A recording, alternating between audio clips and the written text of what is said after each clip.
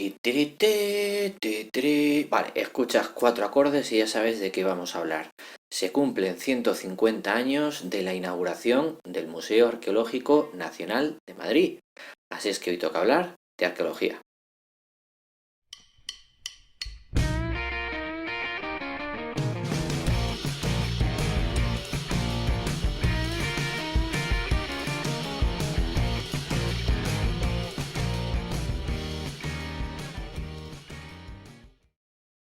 Bueno, pues estamos en ese aniversario, 150 años, Museo Arqueológico Nacional de Madrid. Y bueno, pues es una excusa como cualquier otra para hablar de arqueología, que por si no lo sabíais, no tiene nada que ver con Indiana Jones.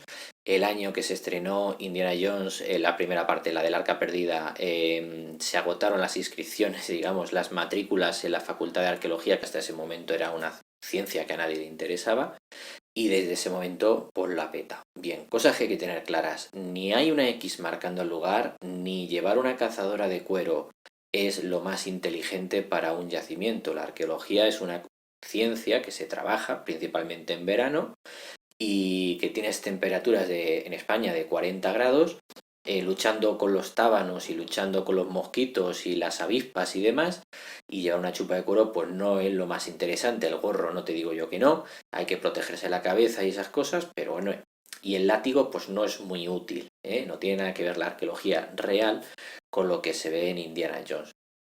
Luego os voy a hablar de una película bastante reciente, la tenéis en Netflix, y esa sí que refleja más o menos lo que era la arqueología en los años 30 del siglo XX, pero eso viene después. ¿Qué vamos a hacer para celebrar este centenario, este aniversario? Bueno, muy sencillo, vamos a hablar de los grandes, quizá, descubrimientos arqueológicos del siglo XX y a ver qué os parece. Bueno, empezamos este viaje que vamos a hacer, yo creo, pues puede resultar bastante interesante y sobre todo bonito por la arqueología del siglo XX, y quizá nos vamos a ir al descubrimiento, pues el más espectacular, el más famoso, el más mediático de la historia, que sería el de la tumba de Tutankamón, ¿de acuerdo? Sería en torno al año 1922, a finales de año 1922, cuando Howard Carter, junto con su equipo, descubre la tumba del que fue el emperador Tutankamón, el faraón Tutankamón.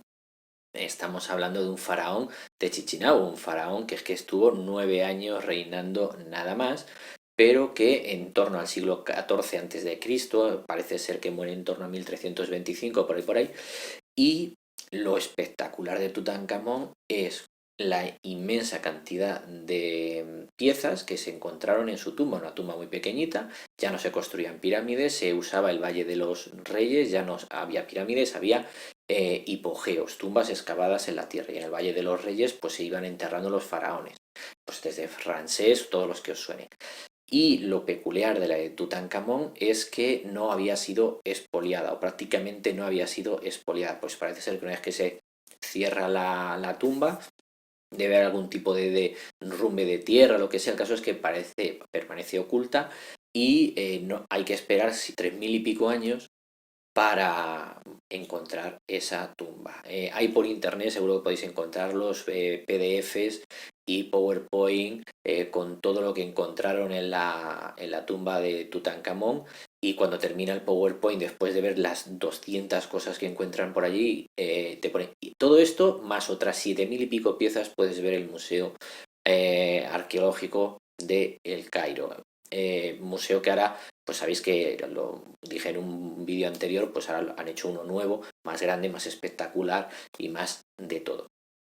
Simplemente los sarcófagos de Tutankamón, su máscara de oro, anillos, pendientes, amuletos, tronos, absolutamente de todo lo inimaginable lo podéis y lo imaginable lo podéis encontrar ahí, ¿de acuerdo? 1922, Howard Carter, Tutankamón, seguramente el descubrimiento más famoso, más espectacular de todos los que ha habido, pero no el único.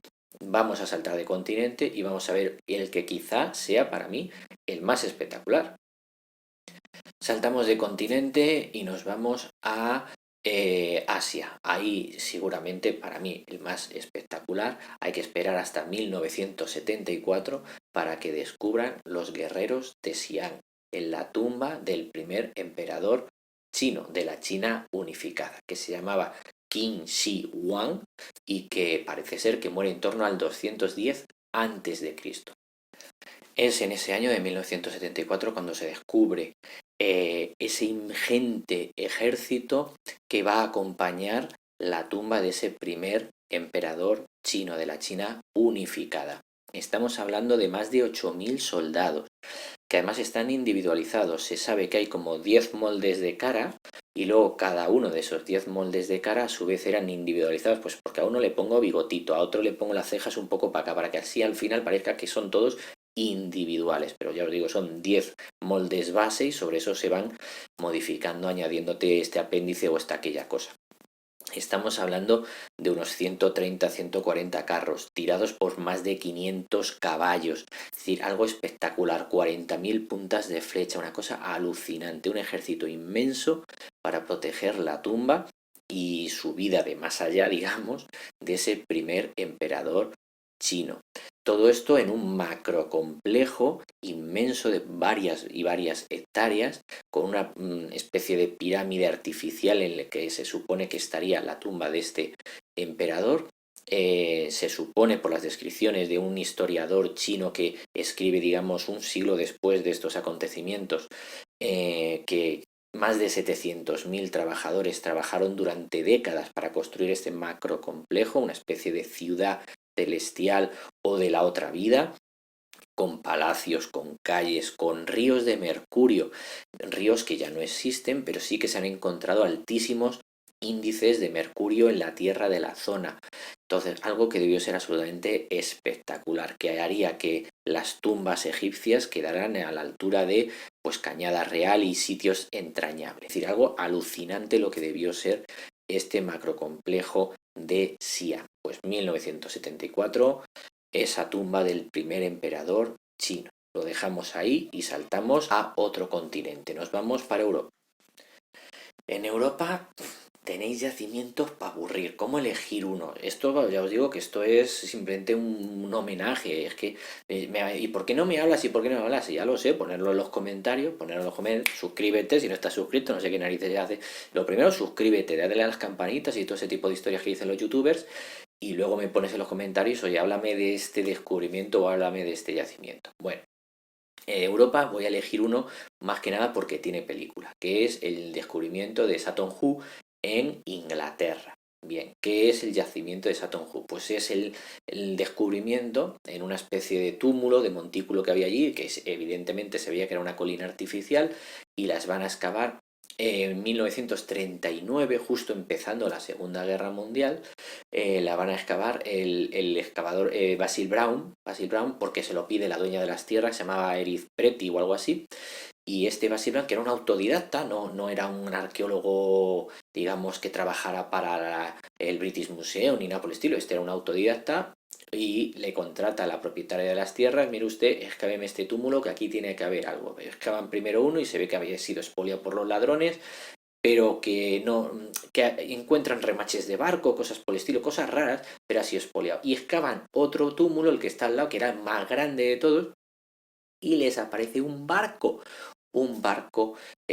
digamos, vikingo, funerario allí, que realmente no era vikingo, era primo hermano. Bien, ¿qué es lo que se va a descubrir? El yacimiento de Sutton Hoo realmente es un barco funerario.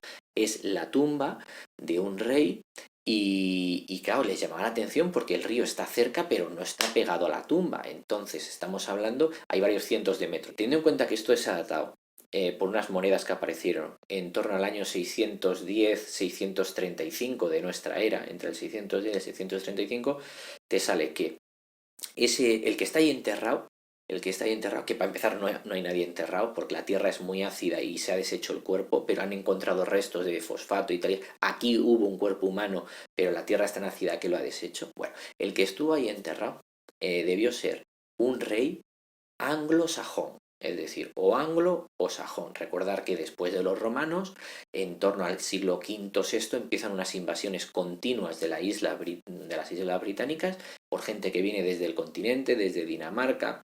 Bien, el caso es que empiezan a invadir y a asentarse en esa Inglaterra 2, 3 siglos después empezaron a hacerlo daneses, suecos, vikingos, ¿vale? Y no pararon, y no pararon. Acordaros que a mediados del siglo XI los normandos, que son vikingos 2.0, invaden la isla y se quedan con la isla y serán los normandos. Bien, a lo que voy. El caso es que en Satonju hay enterrado un rey anglosajón y se va a enterrar con su casco, con un escudo, con la espada, con el hacha, anillos, broches, cinturones, absolutamente de todo. Y les aparece todo en un estado además de conservación bastante bueno. El cuerpo, ya os digo, está desaparecido, pero lo importante que es el tesoro está en muy buenas condiciones.